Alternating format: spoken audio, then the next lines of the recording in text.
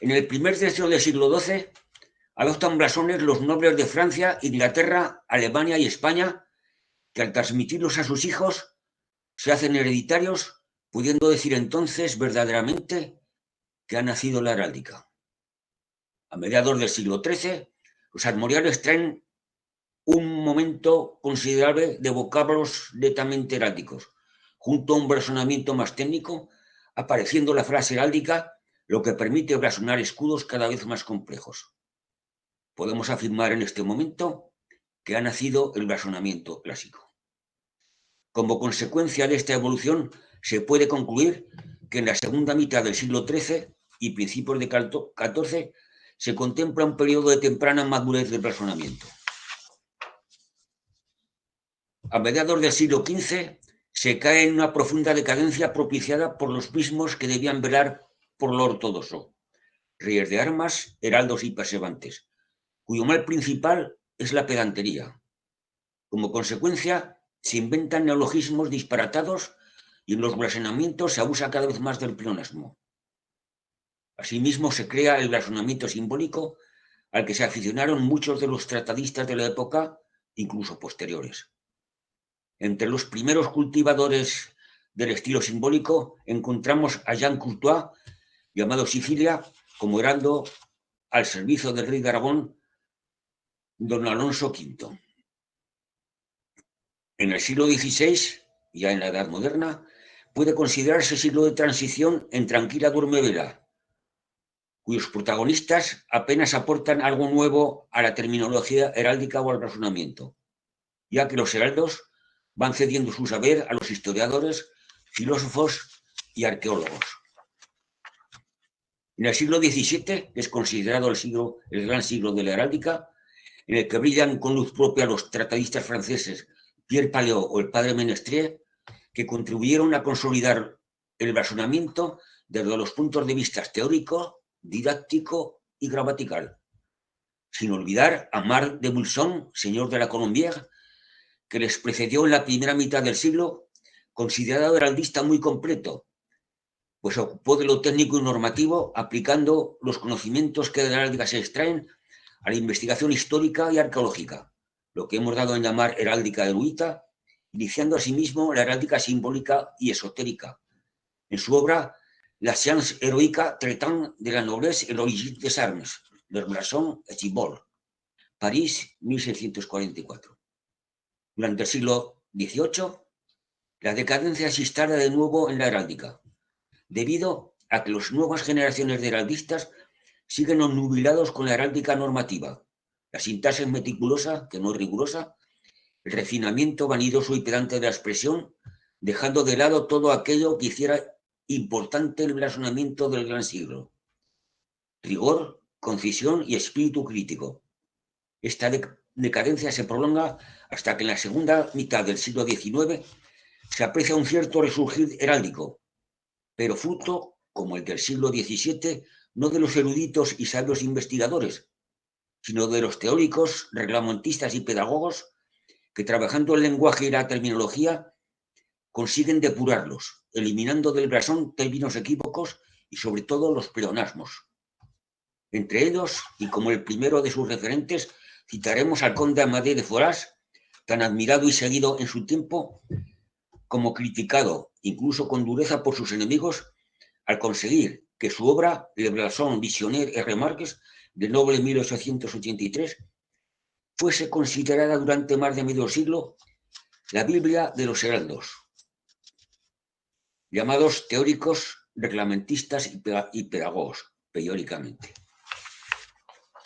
Llegados al siglo XX y a mediados del mismo, cuando parecía que todo estaba atado y bien atado, surge un epígono de Forás, Théodore Philippe Forás, que con su obra Preside heraldique, León Larousse, 1951, y ediciones posteriores de 2000 y 2004, con la que yo trabajo, en la que supera al maestro en la técnica terminológica, al incorporar a su compendio las novedades del último medio siglo.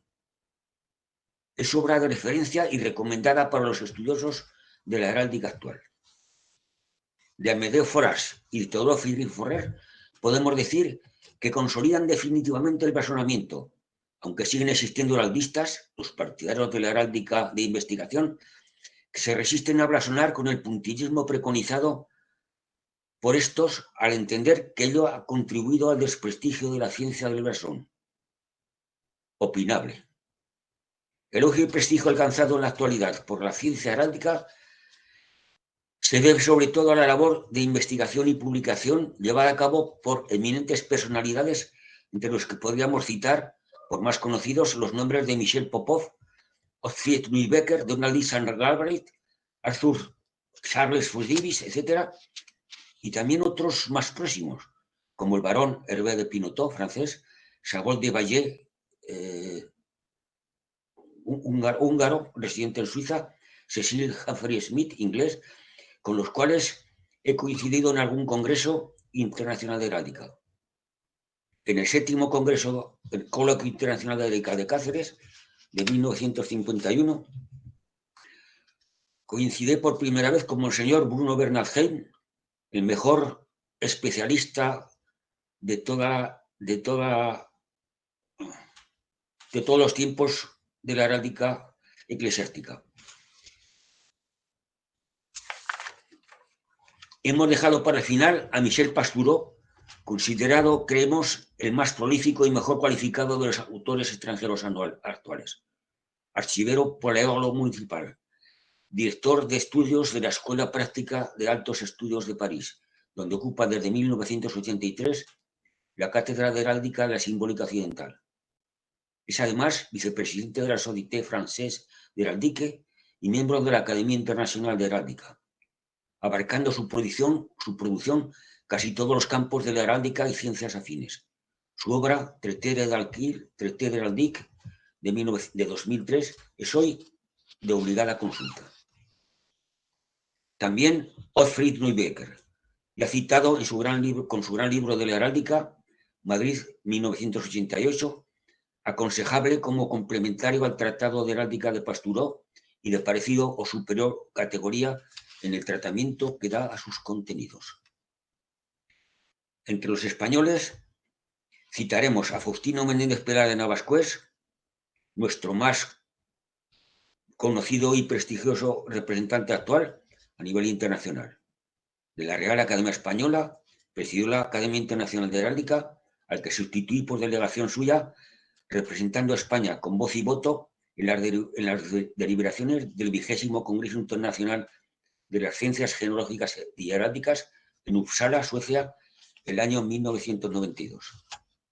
Igualmente a Martí de Riquer, infatigable y riguroso investigador de temas heráldicos, catedrático de las literaturas románicas, miembro de la Real Academia Española, presidente de la Real Academia de Buenas Letras de Barcelona, medievalista. Por otra parte, excelentísima persona, siempre cercano, al que conocí y traté en varios actos académicos. Me dedicó su primer libro sobre esta temática, Manual de Heráldica Española, 1942, que heredé de mi suegro barcelonés de la Bonanoa. El pleonasmo heráldico. Entendemos por tal la redundancia demasiado viciosa de palabras, atributos, frases aclaratorias, etc., empleados en el razonamiento. Como ejemplos paradigmáticos citaremos el león y el grifo, y la estrella de 5 puntas, que no necesitan apostilla alguna, ya que convencionalmente león y grifo se representan siempre rampante, salvo caso contrario que debe indicarse, y la estrella de 5 puntas, o estrella por excelencia, de plata, apoyada en los rayos, estable, como todas las de número impar, salvo que tengan nombre propio. Entre ellos, el lucero de 4 puntas, o sea, el lucero cruz o cruz estrellada, que recibe igualmente estos otros nombres: lucero del alba, lucero vespertino, estrella de Venus y estrella del pastor. En heráldica existe otro lucero de 8 rayos, formado intercalando el de 4 rayos con otros 4 menores para que no parezca una estrella de 8 puntas. Conocemos también la estrella de 16 rayos, llamada estrella sol floreciente, sol radiante. Estos todos tienen nombre propio y con su nombre es suficiente para que todo el mundo entienda de qué se trate. En caso contrario, se cae en el pleonasmo. Hablaremos del castillo para que no caigamos en el pleonasmo. Convencionalmente, el castillo es cuadrangular con una puerta y 2 ventanas, almenado y mazonado de sable, donjonado de 3 torres, la central mayor y más alta, con sendas ventanas, según otros con 2. Si viene solo, llena el campo sin tocar los bordes. Las torres se llaman también homenajes, donjones y torreones. Pues estas particularidades tomadas de las puertas y las ventanas. Debe hacerse constar mediante el aclarado o ajurado. Un castillo de color trae puertas y ventanas de metal, iguales o no. Un castillo de oro trae puertas y ventanas gules, excepto el castillo de Castilla, que es el castillo de España, que trae las puertas de azur. Si trae bordura general, blasonar el escudo de un castillo con la sola mención de su nombre, como preconizan algunos tratadistas. Hablaremos también de la águila española, que también se dice águila española y no se dicen ninguna de sus características, cosa imposible porque son muchas, con lo cual, si las decimos, no caemos en pleonasmo. El águila española, conocida con ese nombre, según este modelo, procedente del águila que trae un sello de 1274, el infante Felipe de Castilla, hijo de Fernando III el Santo, y de Beatriz de Suabia.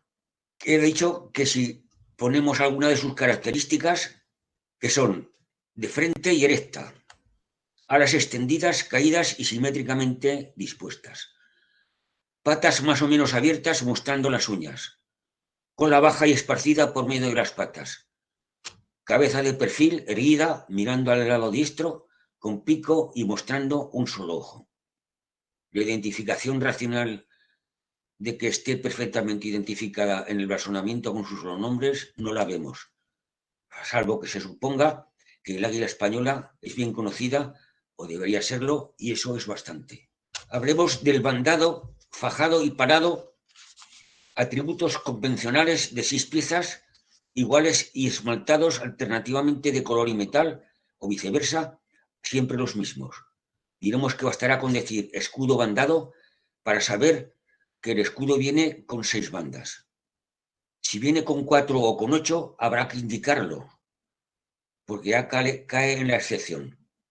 El parado de 4 piezas que presentamos, de oro y gules, es el del primer cuartel del partido del escudo de los Amat de Sabastida. El mismo razonamiento para el cotizado, bulerado y vegetado, de 10 piezas, que no hay que mentar para no caer en el pleonasmo. Si son más de 10, siempre pares, indíquese tanto el bandado como el cotizado. Si traen número par de piezas, ya no serán tales, sino escudos con campo del esmalte del primer espacio y el resto de espacios. Las piezas propiamente dichas, cuyo número se indicará. Bien. Los espacios y las piezas tienen siempre la misma longitud. Bueno, vamos a presentar un escudo donde hay una cantidad de blasonamientos impresionante. El sentido común hace falta en el blasonamiento, y para ello vemos las armas del señor Gavín, o del linaje Gavín, que dicen, según Piferrer, escudo de oro y una cruz llana de gules en abismo, cargada de 5 panelas de oro, una en el centro y una en cada brazo. De este brazonamiento y la figura que lo materializa gráficamente podemos decir, sin entrar en profundidades, que es claro y completo, incluso muy completo. Sin embargo, lo de muy completo es donde falla, pues hace que no sea simple, una de las características importantes que impiden el pleonasmo heráldico. Para justificar el nuevo blasonamiento que proponemos, tendremos en cuenta, primero, la cruz no es llana como dice Piferrer, pues viene recortada y con los brazos iguales, cruz griega. Una cruz, si es griega, no puede venir a todo trance en un escudo, salvo si éste es de boca cuadrada o circular. Sobra en abismo, pues por sentido común ese debe ser su posición, al ser figura única del escudo y no indicarse lo contrario. Sobra también el cargado de, pues las panelas, al ser de oro, no pueden ir fuera de la cruz en un campo de oro, ya que vulneraría la primera ley heráldica que lo prohíbe. Sobra una en el centro y una en cada brazo, pues el sentido común nos dice asimismo que esa es su disposición más adecuada al no indicarse lo contrario.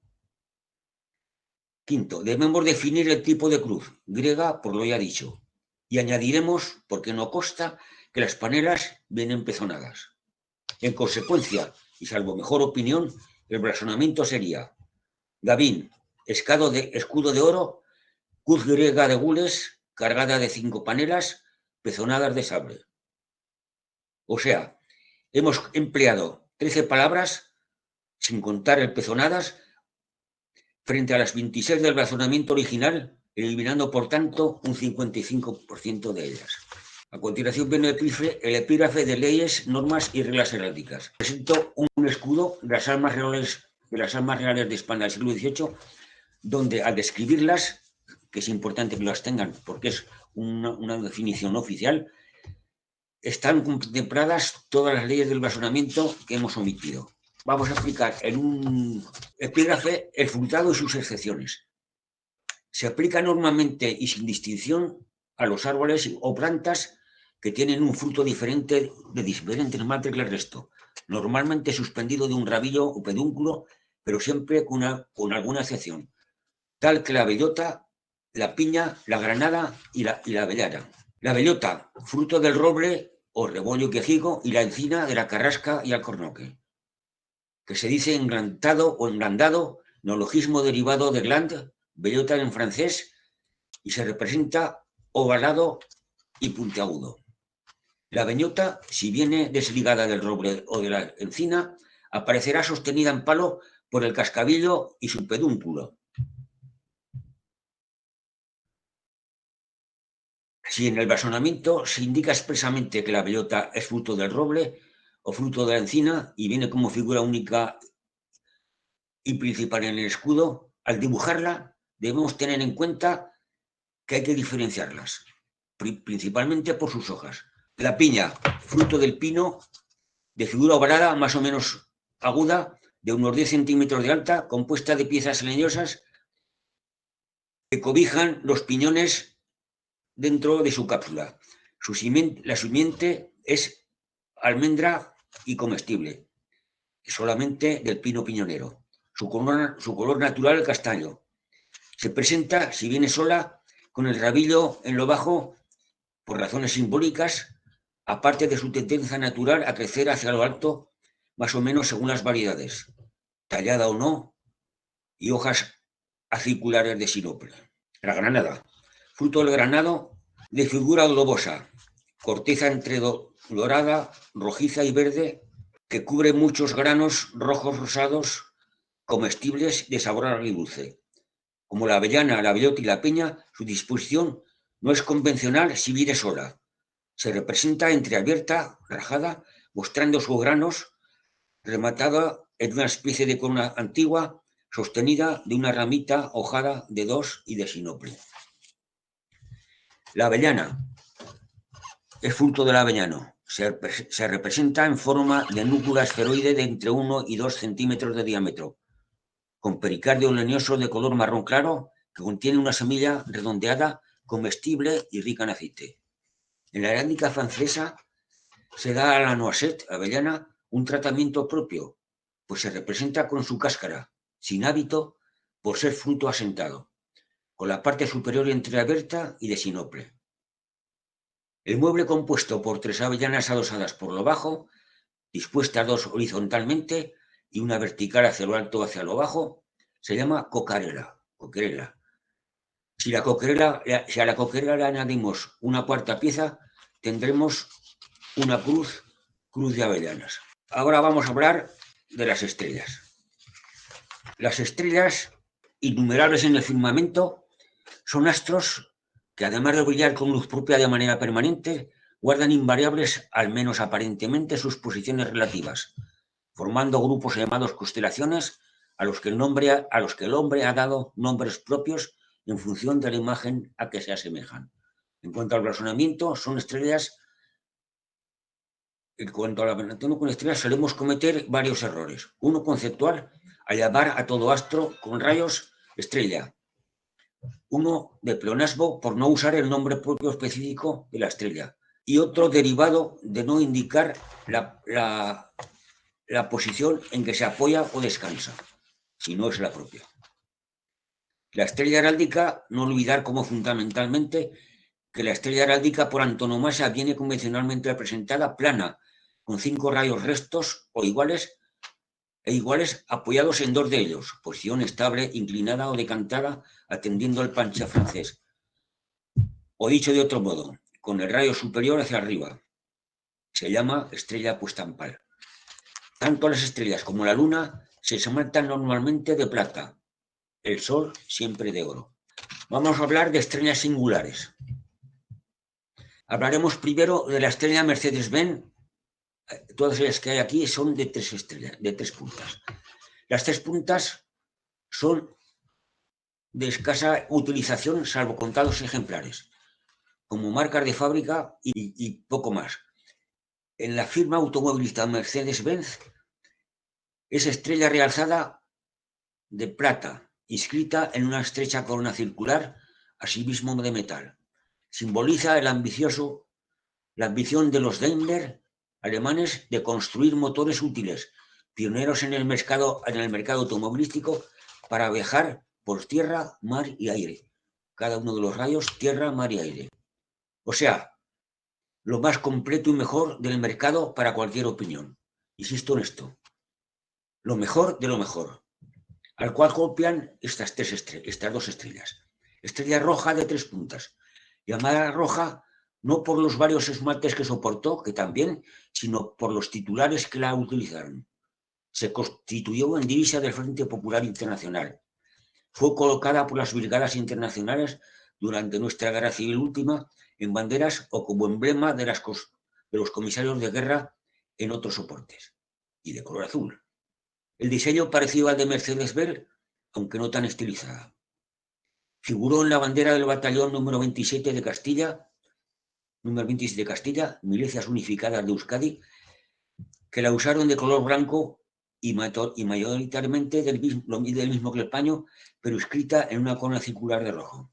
Estas 2 estrellas últimas se construyeron a imitación de la otra porque los soldados y la tropa que formaban estas se consideran los mejores por tierra, mar y aires.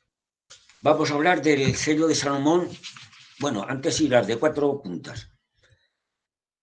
Estrellas de 4 puntas existen en las divisas de los generales del ejército español. Una añadida últimamente es esta, la del general del ejército y la de su majestad el rey, porque antes de entrar en la OTAN, este símbolo no existía, porque solamente existían los generales de brigada, de división y el teniente general. El general del ejército no existía y se ha incorporado al ejército español con ese nombre para homologarse con los de la OTAN. Entonces, al existir un catálogo más, el general del ejército se constituyó con las 4 estrellas que tenían antes el capitán general y el rey, y pasan a ser con 5 las del rey y el capitán general.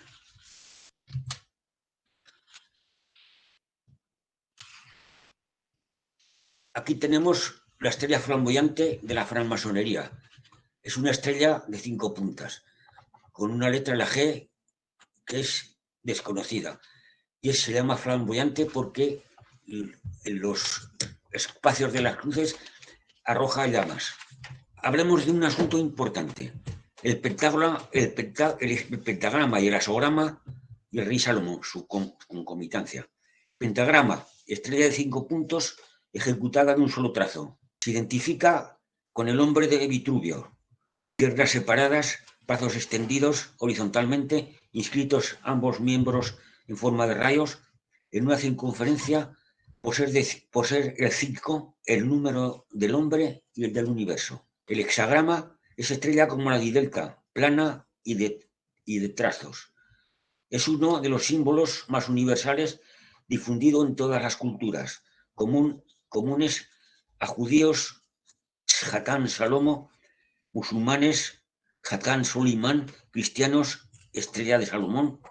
Hoy equivocadamente, pues está la estrella de Salomón definitivamente asignada al pentagrama o la de 5 puntas. No era un símbolo realmente judío, ya que no aparece citado ni en la Biblia ni en el Talmud. Que el rey Salomón no se le puede relacionar ni con el pentagrama ni con el hexagrama está más que demostrado. Está admitido que pentagrama y hexagrama tuvieron en común que el rey Salomón que representaron el desarrollo de las matemáticas y la geometría por parte de los griegos. Tuvieron en común también que se convirtieron, gracias a los estudios de los pitagóricos, que en ellos veían un simbolismo cosmogónico en la expresión del cielo y de lo divino, y sus reflejos en la tierra y la creación respectivamente. Se utilizaron indistintamente como motivos decorativos del arte ornamental en las culturas musulmanas, cristianas o judías, en estas últimas, no antes del siglo X.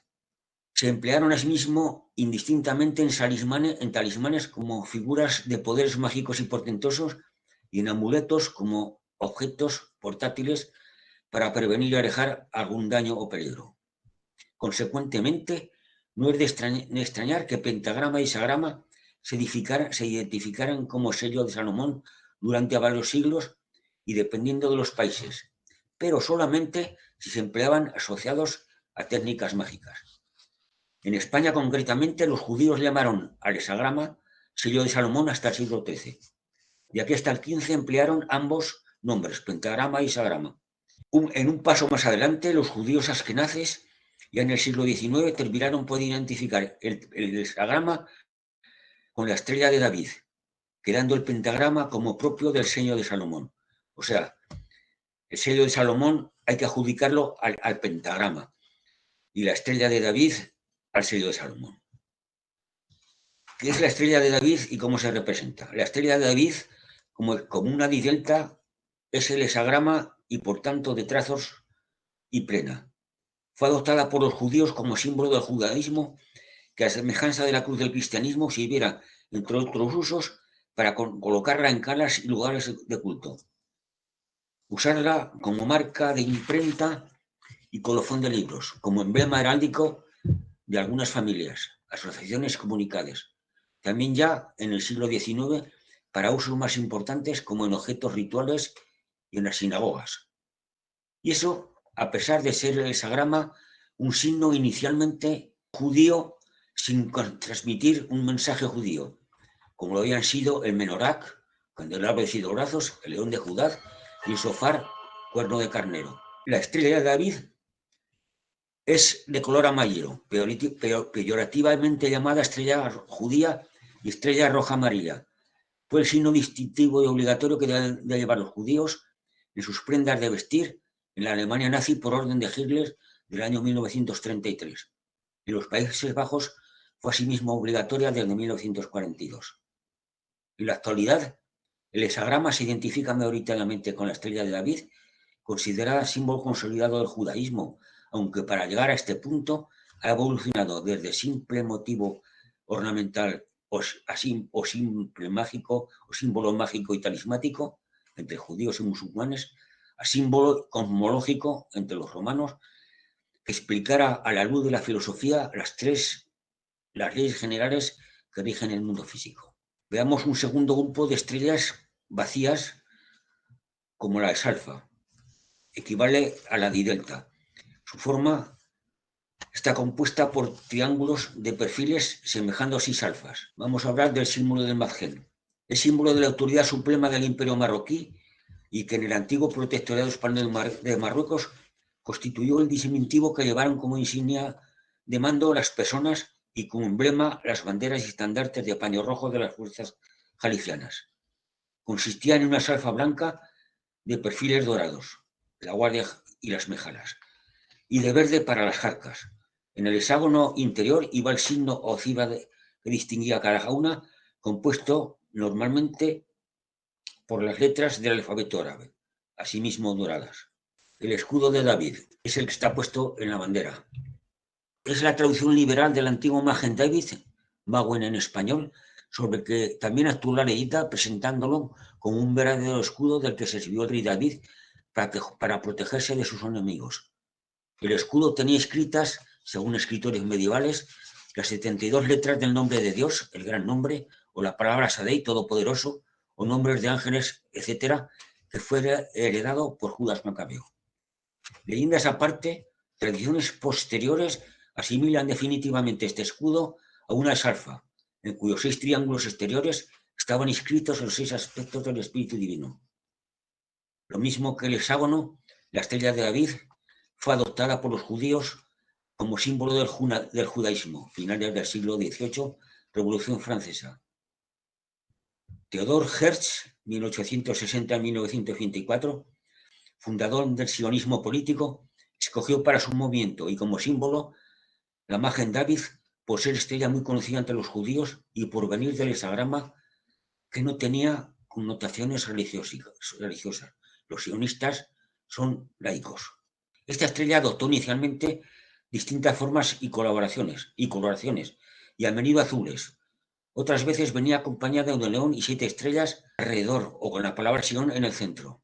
Asimismo, se representaron penas vacías y, según los países o el diseño adoptado por las mismas asociaciones sionistas en cada uno de ellos. Finalmente, en 1971, durante una reunión sionista celebrada en Boston, Massachusetts, Estados Unidos, se presentó una bandera con el escudo de David en el centro, que posteriormente fue sometida a la aprobación de la Organización Sionista Mundial en Basilea, Suiza, en 1897 y aceptada oficialmente para Israel en noviembre de 1948, después de la creación del Estado del mismo nombre. El escudo de David, puesto en la bandera, pasó definitivamente a ser una salfa vacía de perfiles azules. De llamarla estrella, puesto que es una estrella, debería llamarse estrella sionista y nunca estrella de David, pues el escudo de David no es una estrella plena, sino que se identifica con una salfa vacía. Quiere simbolizar la regeneración y resurrección de la vida eterna.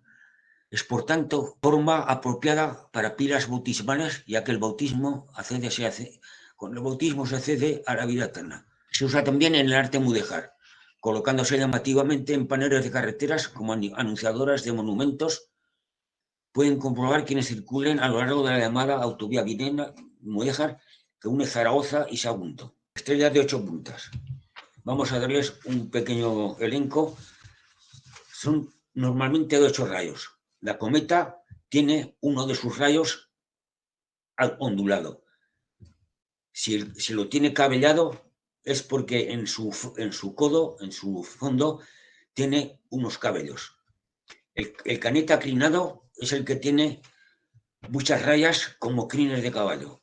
Y la estrella de Belén es la que viene encorvada, también con crines, y se dirige hacia Belén, hacia el oriente, que es donde venían los Reyes Magos. Las estrellas de 16 rayos son también de nombres apropiados y no hay que citarles sus atributos. El escudo grande es el de los Bancio, príncipes de Altamira.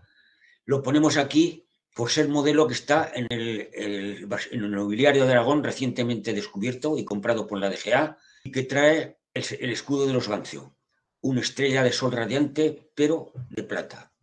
¿Cómo blasonar un escudo? En la ciencia heroica llamamos blasonar o leer o describir un blasón y también el componerlo. Previamente a la descripción es necesario conocer los puntos y partes principales del campo del escudo, así como la colocación de los ornamentos exteriores, timbres y cimeras. Otros ornamentos poco comunes son los soportes, los tenantes, las banderas, los cañones y las cruces rodadas. Presentamos algunos temas relevantes sin ser exhaustivos. Puntos principales del escudo. Son 9 iguales, resultantes de partir el escudo por 2 trazos y cortarlo por otros 2. A estos hay que añadir 2 más sin trazar, llamados punto de honor y ombligo. Se llaman puntos porque toda pieza partida y cortada, o sea, o dividida, como la que presentamos en la figura, se llaman puntos. El cantón diestro del jefe es un punto. El cantón del centro es otro punto. El cantón de las diestras o siniestros es otro punto. Que pueden estar dibujados, se llaman cantones dibujados, o sin dibujar, cantones libres. Puntos principales. Bueno, de la cimera, de los adornos exteriores del escudo, tenemos en un escudo dos elementos. El timbre, que es la corona, y el murciélago, que es una cimera, o sea, sobre el timbre.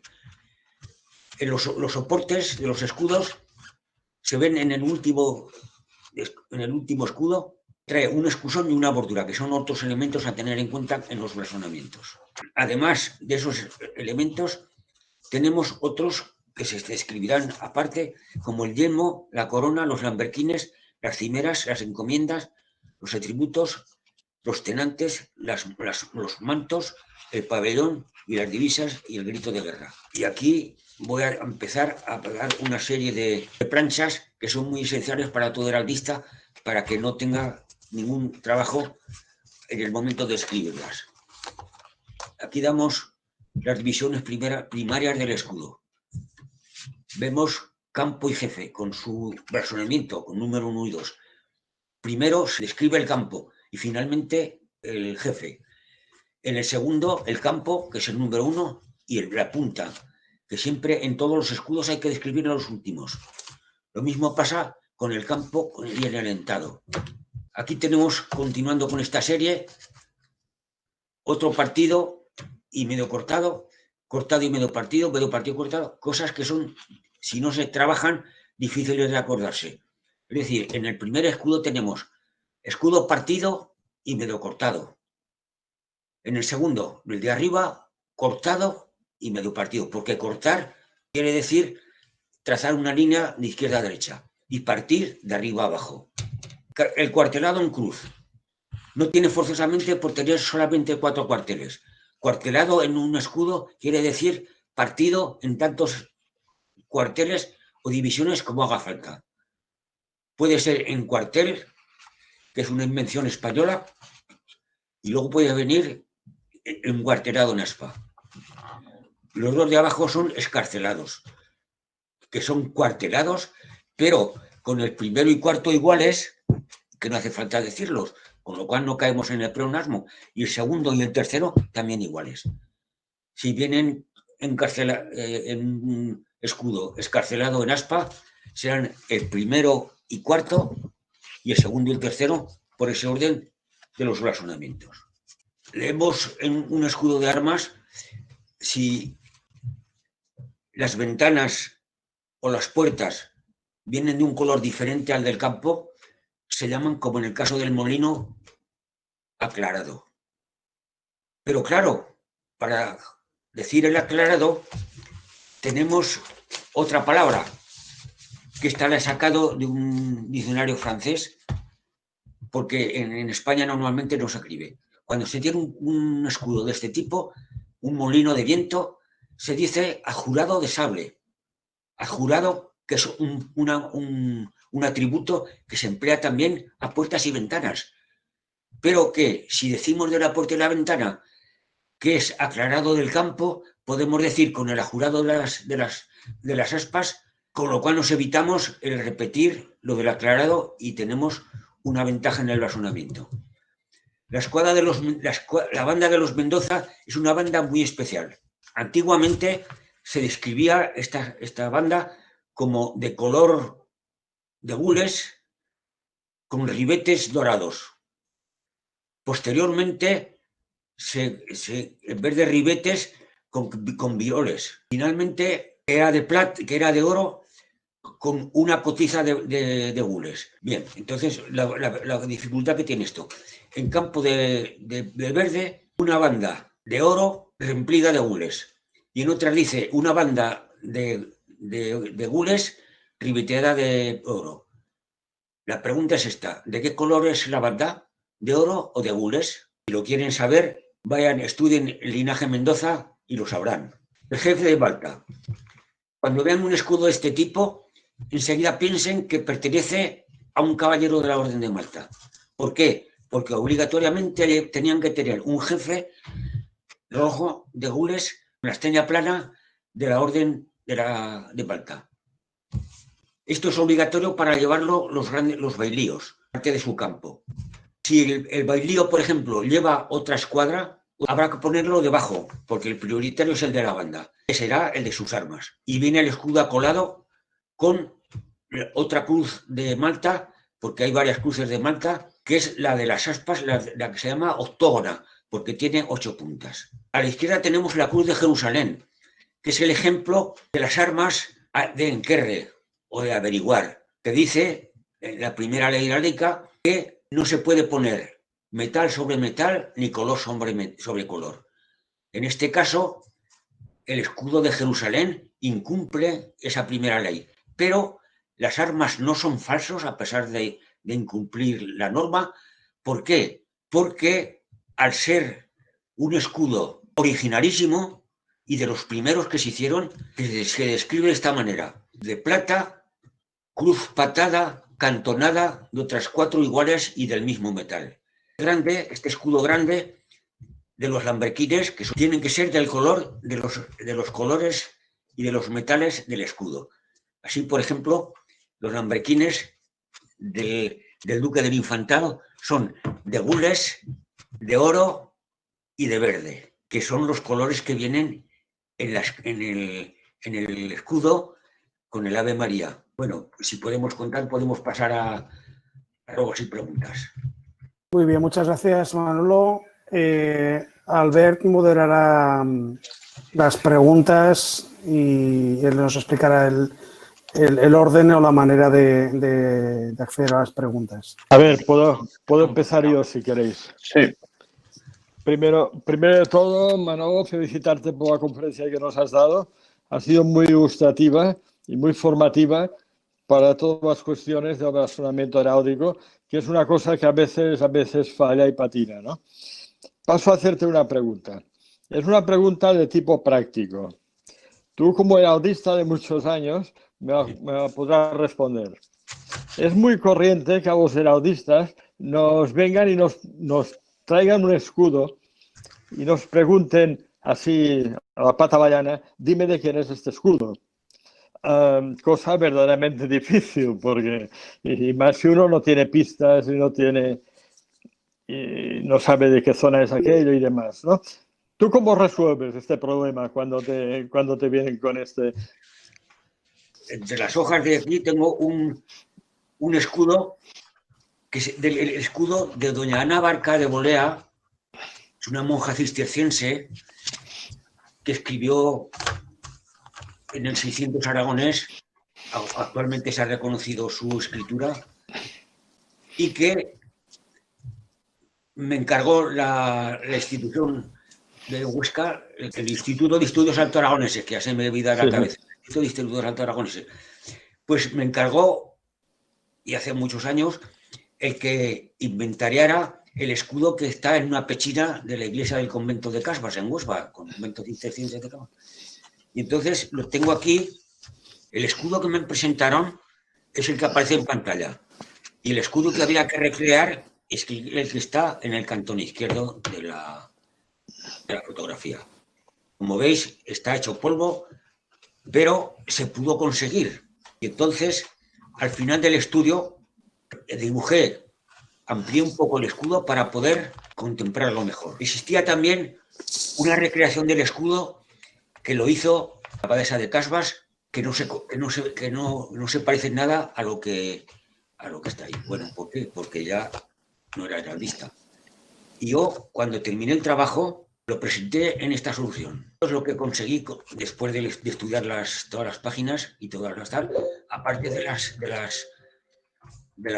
genealogías que tuve que coger, de las cuales empleé 3 genealogías. Empecé por el tatarabuelo, luego el bisabuelo, el abuelo, el padre y el hermanastro de la monja. Y de esas genealogías obtuve el cuartel, el primero y cuarto, son las armas de Portugal. ¿Por qué? Porque uno de sus parientes estaba casado con una princesa de Portugal. Puedo decir es que del encargo se cumplió perfectamente.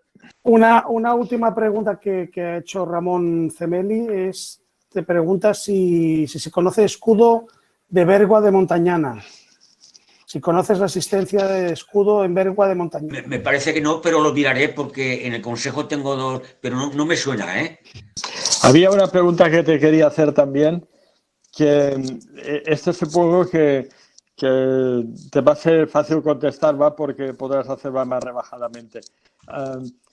Quería preguntarte cómo has llegado a aeronáutica, ¿de dónde te vino? ¿Tu historia de aeronáutica cuál es? Yo cuando tuve conocimiento de la heráldica me aficioné muchísimo, ¿eh? Y empecé a tomar fotografías de los escudos de los pueblos y tal y tal.